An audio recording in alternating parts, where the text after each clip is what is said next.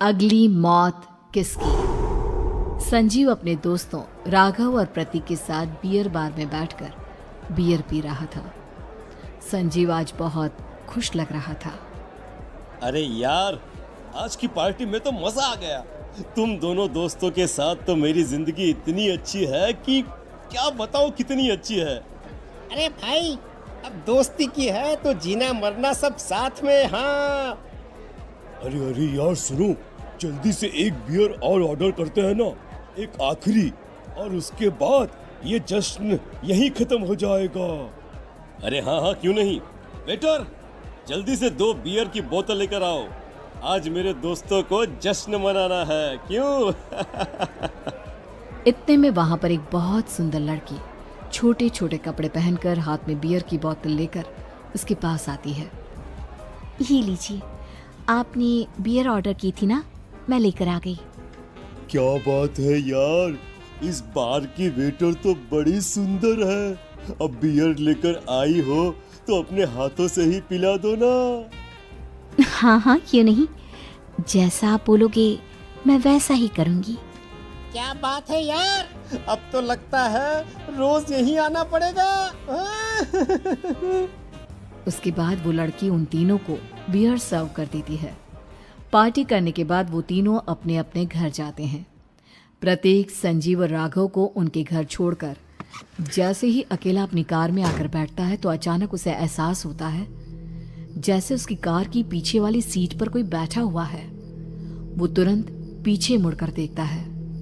तुम यहाँ क्या कर रही हो? और तुम मेरी कार में कब आई? अरे तुम तो बार में वेटर थी ना। बस ऐसे ही मेरा दिल कर रहा था आपके साथ आपके घर चलने का, इसलिए मैं आपके साथ चली आई। अरे लेकिन तुम मेरी कार में आई कब? अभी कुछ देर पहले तो यहाँ पर मेरे दोस्त बैठे हुए थे। प्रतीक के इतना बोलते ही उस लड़के का चेहरा खतरनाक तरीके से बदल जाता है। उसकी आंखें पत्थर की तरह सफेद और पूरे शरीर पर नीली नीली नसें उभर आती है। गाड़ी चलाओ, पूरी स्पीड में चलाओ, और अगर तुमने गाड़ी रोकने की कोशिश भी की तो मुझसे बुरा कोई नहीं होगा। डर की वजह से प्रतीक के पसीने छूटने लगते हैं। उसका शरीर बुरी तरह से कांप रहा था। प्रतीक बिना कुछ सोचे समझे कार को फुल स्पीड से चलाना शुरू करता है। चलते चलते वो शहर से दूर एक पहाड़ी पर पहुंच जाता है और सामने अब सिर्फ पहाड़ी का किनारा दिख रहा है, जिसे देख प्रतीक घबराकर अचानक से कार को ब्रेक लगाता है। देखो देखो देखो देखो, मुझे छोड़ दो मुझे। अगर मैंने गाड़ी जरा सी भी आगे बढ़ाई तो हम दोनों नीचे गिरकर मर जाएंगे। ये तो तुम्हें पहले सोचना चाहिए था ना। अब कुछ नहीं हो सकता।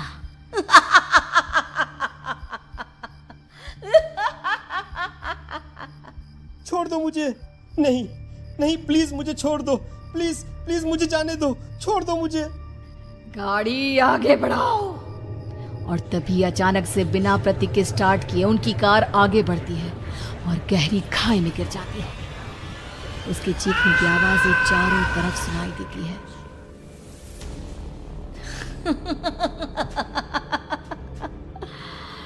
तुझे मारकर मेरे कलेजे में जल रही आग को थोड़ी शांति तो मिल गई, लेकिन अभी ये कहानी खत्म नहीं हुई।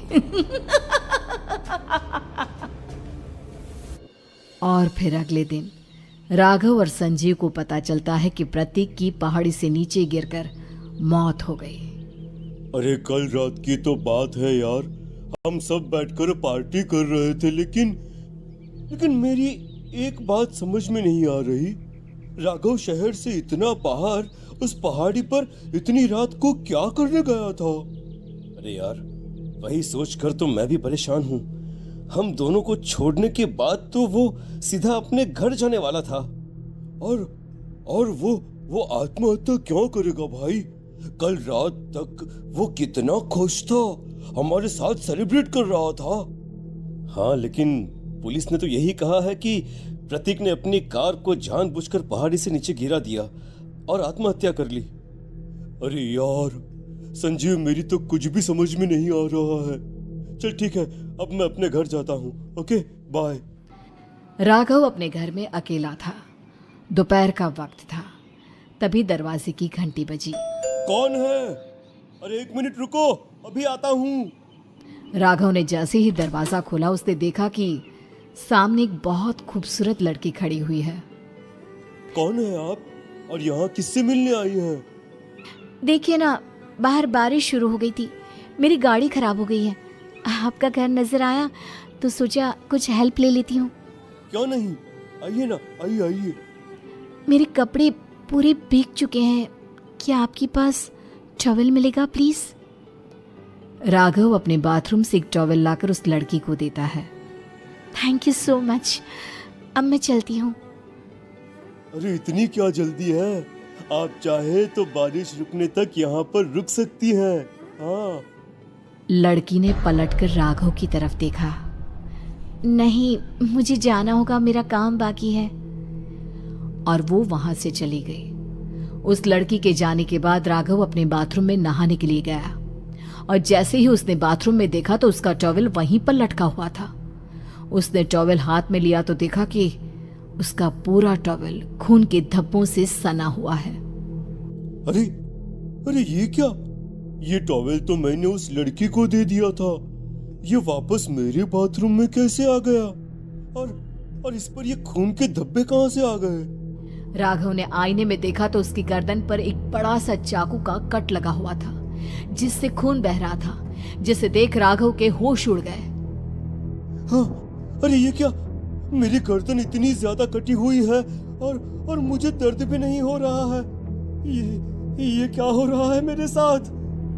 राघव घबराकर बाथरूम से बाहर आया और अपना मोबाइल उठाकर उसने संजीव को फोन लगाया। संजीव जल्दी से मेरे पास आ जाओ। मुझे लगता है कुछ बहुत बड़ी गड़बड़ है, जल्दी आ जाओ। उधर से आवाज आई, लेकिन वो आवाज संजीव की नहीं बल्कि एक लड़की की थी। कुछ अजीब नहीं हुआ है, बस तुम्हारी मौत तुमसे मिलने आई थी और तुम्हें मारकर चली गई।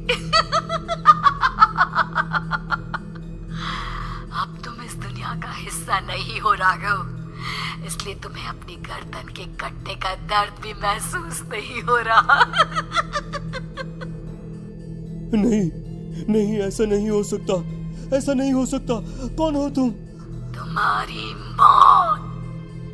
अब संजीव के पास खबर पहुंचती है कि राघव ने अपने ही घर में चाकू से गर्दन काटकर आत्महत्या कर ली। ये सुनने के बाद संजीव के होश उड़ गए। वो पसीने से तरबतर हो गया और एक अनजाना डर अब उसके दिल को सताने लगा। संजीव के साथ ही उसका एक छोटा भाई राजीव भी रहा करता था। अपने भाई को इस तरह परेशान देखकर राजीव उसके पास आया। अरे भैया, क्या हुआ भैया? आप इतने घबराए हुए क्यों लग रहे हैं? प्रतीक और राघव की मौत, मेरा मतलब मेरी कुछ समझ में नहीं आ रहा भाई। अचानक से मेरे दोनों दोस्तों ने आत्महत्या क्यों कर ली? अरे वो तो मेरी भी समझ में नहीं आ रहा है भैया। हाँ, हो सकता है कि कोई परेशानी होगी और इसीलिए उन्होंने ऐसा किया होगा। हाँ, लेकिन दोनों की जिंदगी में एक साथ परेशानी और दोनों का इतनी खतरनाक तरीके से आत्महत्या करना, कहीं ऐसा तो नहीं मैं भी मर जाऊंगा? अरे आप ऐसी बातें क्यों कर रहे हैं भैया? वैसे ही मैं इतना परेशान हूँ। जब से अंजलि ने मेरा साथ छोड़ा है तब से सब कुछ बहुत अजीब सा हो गया है। रोज रात को डरावने सपने आते हैं। ऐसा लगता है जैसे अंजलि बार बार मेरे सपनों में आकर मुझे डराने की कोशिश करती है। अंजलि का नाम सुनते ही संजीव की आंखें फट गई और उसके गले में आवाज अटक गई। उसके चेहरे पर घबराहट साफ नजर आ रही थी। कौन थी वो लड़की जिसने प्रतीक और राघव को आत्महत्या की आड़ में मौत के घाट उतार दिया?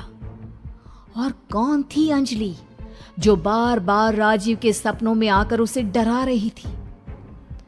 अंजलि का नाम सुनकर संजीव इतना घबरा क्यों गया? इन सवालों के जवाब जानने के लिए देखिए इस खतरनाक कहानी का अगला भाग।